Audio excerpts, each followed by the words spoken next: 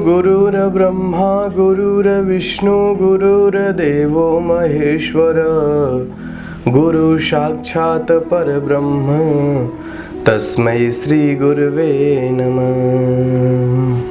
तस्मै श्री गुरुवे नमः। जय श्री कृष्ण। परमपिता परमात्मा की कृपा से आप सभी लोग अच्छे होंगे। प्रत्येक मनुष्य के जीवन में एक गुरु का होना आवश्यक है और कई जगह तो गुरु को भगवान भी कहा है, क्योंकि जीवन में जब तक गुरु का सहारा नहीं होता है तब तक जीवन सुदृढ़ बनता नहीं है। जीवन की उन्नति यदि चाहते हैं तो एक उत्तम गुरु की आवश्यकता प्रत्येक जीवन को है।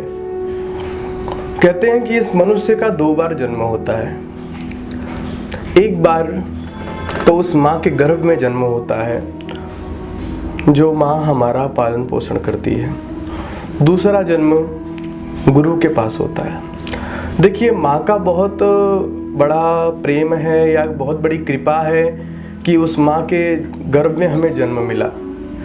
उस पवित्र जन्म को पाया हमने, माँ का बड़ा एहसान है। उसके बाद पिता का भी बहुत बड़ा एहसान है। पिता ने पाल पोस कर बड़ा किया और जीवन को आगे बढ़ाया, गति दी, पालन पोषण किया। लेकिन उस जीवन का जो निर्माण करता है, जो सृजन करता है, वो गुरु होता है। बिना गुरु के जीवन का निर्माण सृजन नहीं होता।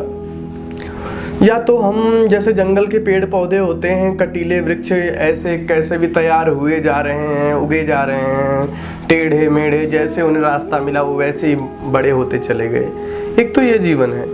एक सृजनात्मक जीवन होता है, सुलझा हुआ जीवन होता है। यदि सुलझा हुआ जीवन हम चाहते हैं तो गुरु की गोद आवश्यक है। आज संसार में जितने भी लोग महान कहलाए, जितने भी लोग पूजे गए, जितने लोगों ने भी संसार में यश कीर्ति प्राप्त किया, उनके जीवन में कहीं ना कहीं गुरु का सहारा अवश्य ही रहा है।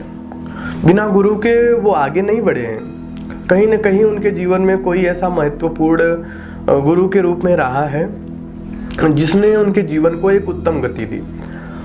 बिना गुरु के निर्माण नहीं होता। जीवन को सीखने में ही 100 साल निकल जाते हैं यदि स्वयं सीखें तो। यदि स्वयं हम जीवन सीखना चाहें तो शायद ये पूरी उम्र कम पड़ जाए जीवन को सीखने के लिए। गुरु होता है एक उत्तम काल में, एक उत्तम समय में हमें एक उत्तम जीवन जीना सिखाता है। गुरु को ब्रह्मा कहा है, गुरु को विष्णु कहा है, गुरु को देव कहा है, गुरु को ब्रह्म भगवान कहा है। शास्त्रों ने कहा है गुरुर ब्रह्मा गुरुर विष्णु गुरुर देवो महेश्वर गुरु साक्षात परब्रह्म तस्मै श्री गुरुवे नमः। उस गुरु को नमस्कार, जो कौन है, जो ब्रह्मा है, जो विष्णु है, जो सृजन करता है, जो निर्माण करता है। देखिए, एक तो जीवन जीने वाली विद्या होती है, आजीविका चलाने वाली विद्या होती है, जो नौकरी आदि की विद्या होती है वो अलग होती है। लेकिन जीवन जीने की कला की जो विद्या होती है वो पूर्णतः अलग होती है। वो हमें गुरु से सीखने को मिलती है। गुरु तो वो भी सिखाता है, लेकिन उसका गुरु दूसरा होता है, इसका गुरु दूसरा होता है। जब तक एक सुलझा हुआ एक पवित्र गुरु जीवन में नहीं होता है तब तक जीवन की पवित्रता हमारी बनती नहीं है। गुरु भले ही प्रवचन न करता हो, लेकिन यदि गुरु पवित्र है, गुरु का अंतःकरण पवित्र है, उसके पास यदि आप हैं तो निश्चित रूप से उसकी छत्र छाया से ही आपके जीवन में उत्तम विचार आने प्रारंभ हो जाएंगे। कहते हैं मनुष्य का जन्म 2 बार होता है, एक माँ के गर्भ से, एक गुरु के यहाँ पे।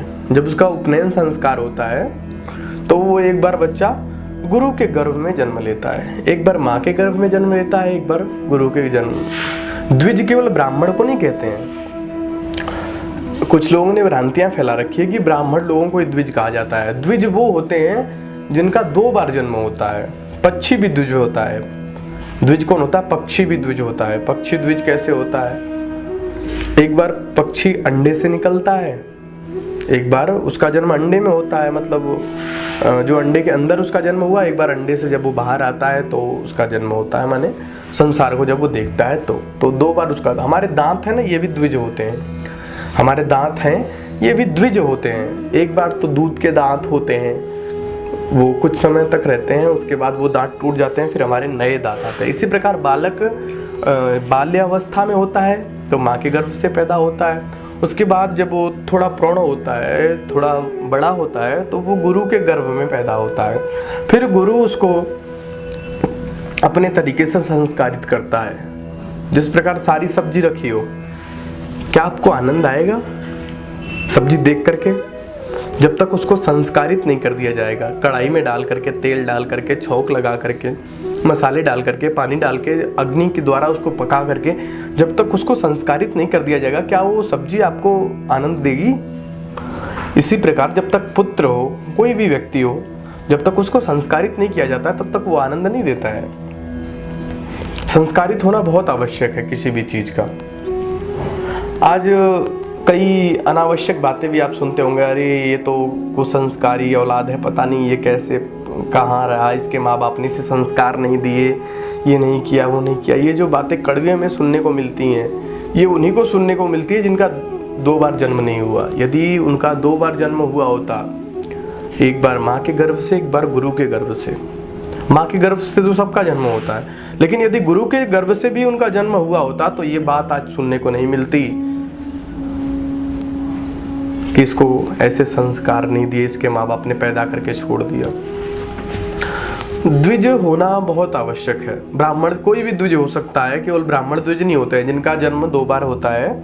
जो गुरु पक्षी भी द्विज होते हैं, दांत भी द्विज होता है, हम लोग भी जिनका 2 बार जन्म होता है, एक बार माँ के गर्भ से, एक बार गुरु के गर्भ से, ये सारे लोग द्विज होते हैं। द्विज होना बहुत आवश्यक है। गुरु से, एक सच्चे गुरु का आश्रय भी होना बहुत आवश्यक है।